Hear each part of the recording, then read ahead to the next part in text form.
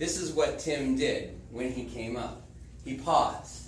Everyone catch that? Mm-hmm. He came up here, took a breath, waited. That's an advanced thing to do as a speaker.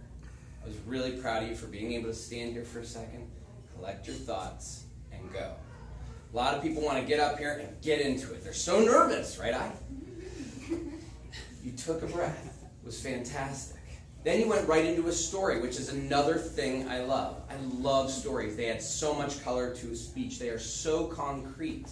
Your story about the movie, about your brother, fantastic. Also the story about the scanner. I'm going to come back to the stories in a little bit because it reflects a little bit on where you could improve as well. I love that you're including them in your speech. They add so much color. How to say it. Let's just go through some of the things you said. Doubting my discernment.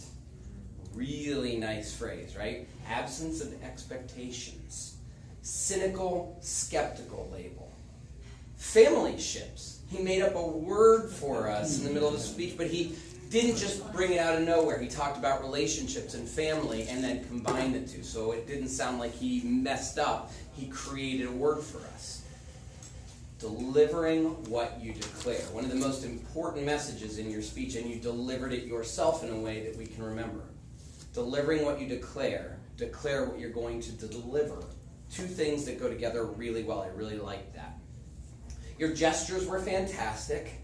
The stories, I want to kind of contrast the two because you're reading your notes still, which is okay. This is only your fourth speech. But the stories are the place where you should really start to divorce yourself from reading notes because you know your stories. You know your story about when you went and saw the movie. You know what your brother's reaction was. You don't need to nail the order exactly. You don't need to nail the words exactly. Just tell us that story straight out. We'll learn a lot by watching you tell us that story. That's for all of us to know. If you don't know your topic that well, focus on that story. Get really into it. It'll break you out of a shell. And then come back and tell us the information you want us to remember because you're already out of it. When you've got your story, just tell us the story. What was interesting is you knew your scanner story. You didn't need your notes at all when you were talking about all the great things your scanner was doing. You were giving us shots with the basketball and you were moving around. You never once looked at your notes when you were talking about the scanner. Every story should be like that. Don't worry about knowing it exactly. Just tell us a story. Gestures were just fantastic throughout the speech. There's something natural for you. Every time you were talking to you, you were pointing at us to bring us into your speech. When you were talking about 12 to 1, 5 to 1, 3 to 1, and I loved happiness plus. You really reached up and let us know that plus wasn't here, plus was way up here. We want sublime happiness, and that's what your gesture showed. Really something that a lot of people get scared to do. They get in a little ball back here, and they're a little worried about using big gestures, and they kind of keep their arms in tied at their side by the elbows. Not you. Your arms are moving, good gestures.